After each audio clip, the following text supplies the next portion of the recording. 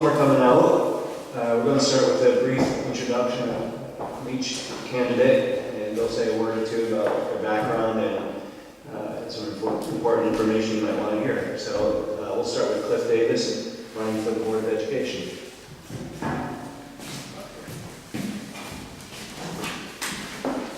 Well, some of you know me.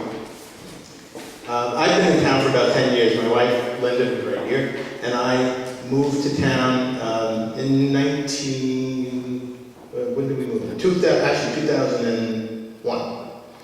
And our children had already graduated from high schools. One of them was graduating from college, all products of public education, mostly in Andover, Massachusetts.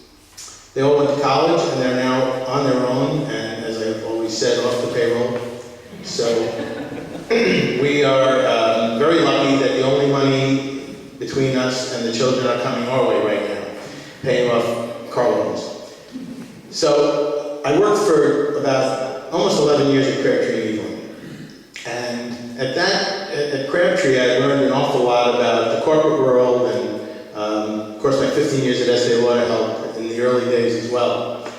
About 2.5 years ago I started my own business. It was just little old me in the basement of the house, and Linda would come down and say, "What time are you coming home for dinner?"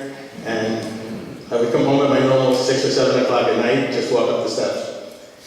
But I learned an awful lot in starting a business, and what I believe in is you have to have a group of diverse people that can debate issues respectfully.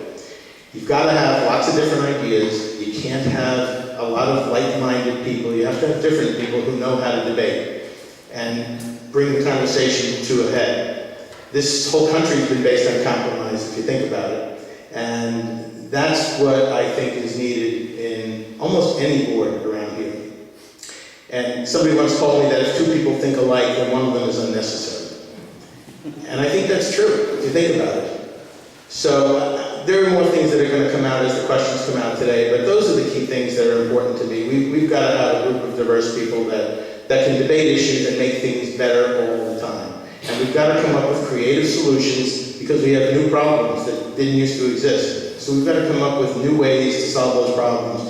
I've often said, for our customers, when our costs go up, we can't just pass those costs on to customers. We've got to come up with creative ways to solve that. And I would say the same thing is true for the